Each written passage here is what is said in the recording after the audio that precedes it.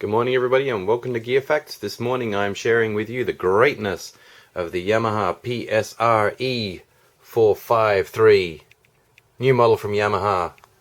Now you may have seen my other video on YouTube talking about the improvements that this model makes over the excellent 443, and that is mainly the 48 note polyphony instead of 32, the bigger, louder speakers, better selection of arpeggios, slightly bigger selection of sounds, and I almost forgot to mention a slightly wider range of effects too, which can be controlled by those two knobs down there.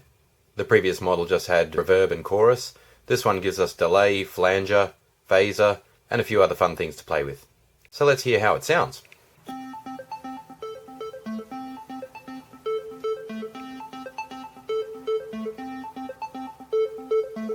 Here's one where I got a little bit more creative.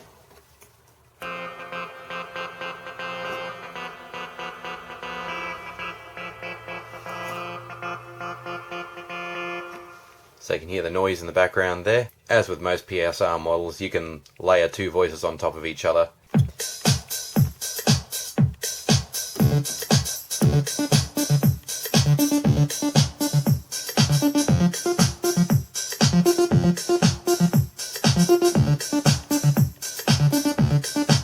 I'm just going to put my foot on there because I'm controlling the camera with one hand. Maintains perfect rhythm, even if your playing isn't perfect.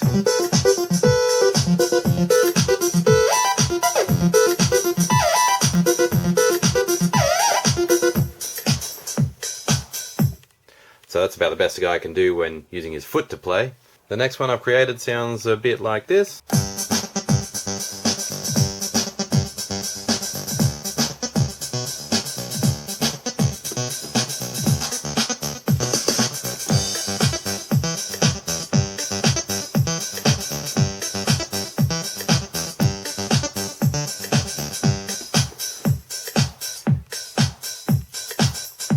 And let's get the foot happening again and show you some of the effects.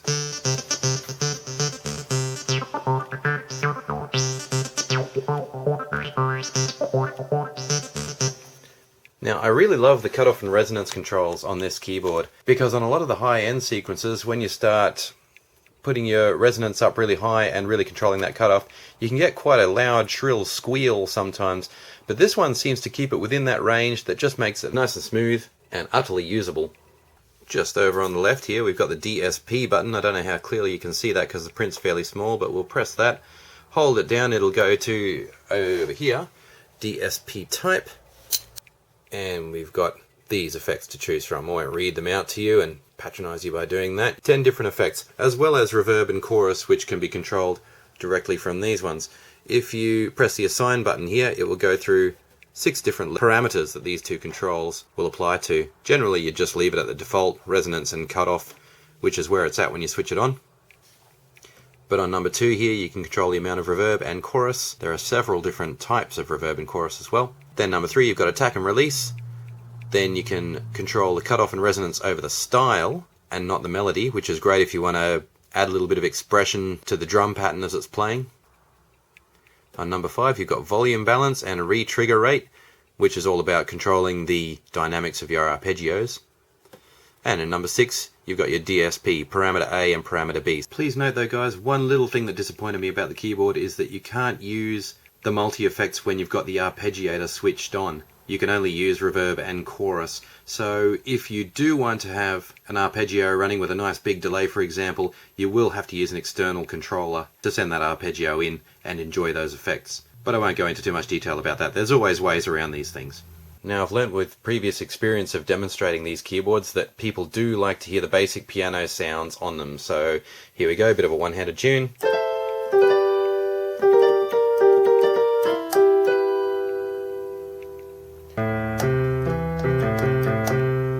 And some high notes.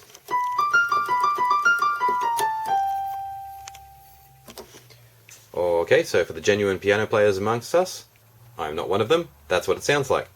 Let's choose a few more random sounds.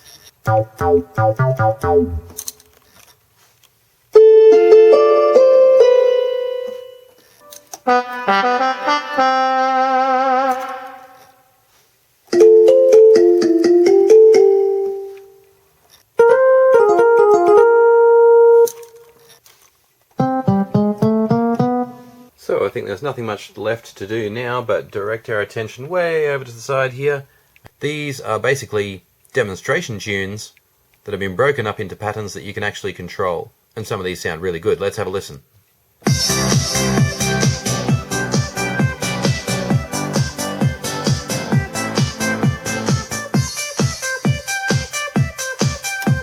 You can just control it with these buttons. In pattern mode, they just revert to mixer buttons, where you can basically mute a track. Let's bring them back.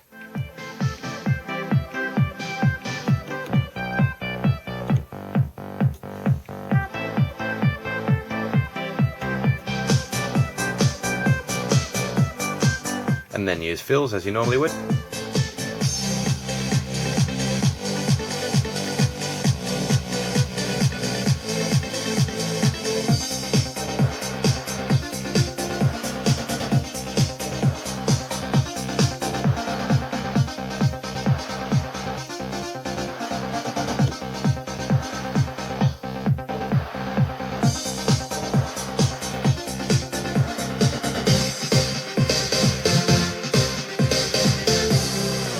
Alright, so that's pretty impressive for a demo tune on something that many would consider to be just a mid-range or maybe even mid to low range sort of a keyboard. Personally though, I can say after reviewing many keyboards on YouTube, this is one of the most exciting and enjoyable ones to play, and it really is an all-in-one. Just this very morning I was at my local school using this to perform to a bunch of kids, and I had no trouble at all. Those speakers are nice and loud, and it certainly has no shortage of special tricks and exciting sounds to keep everyone very amused. So I've definitely decided to make this a part of my regular set, and I'm expecting that a lot of the music I produce over the coming years is going to have sounds coming straight out of this keyboard. Just to finish up guys, we're just going to have a look at some of the technical features on the back of the keyboard. So there's our DC power in on the right. You can also run this off 6 AA batteries. You won't get quite as much volume out of the speakers, but it's good to know that that portability is there.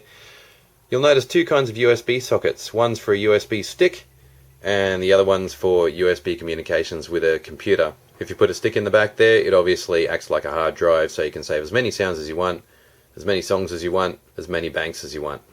It's a really good feature. Over here we have auxiliary in, 3.5mm socket, headphones out, and on the end there you can attach a sustain pedal as well. No traditional MIDI in or out, that's all got to be done using a computer. So if you're like me and you'd really like to connect some of your vintage equipment to this keyboard, there are a few hurdles you'll have to jump over. The display is classic Yamaha, no real surprises there. If you've used a Yamaha keyboard before, you'll have no trouble accessing pretty much all the features. So that's about everything I can think of to tell you about the PSR E453 at the moment. It's one of the best acquisitions I've made in a number of years.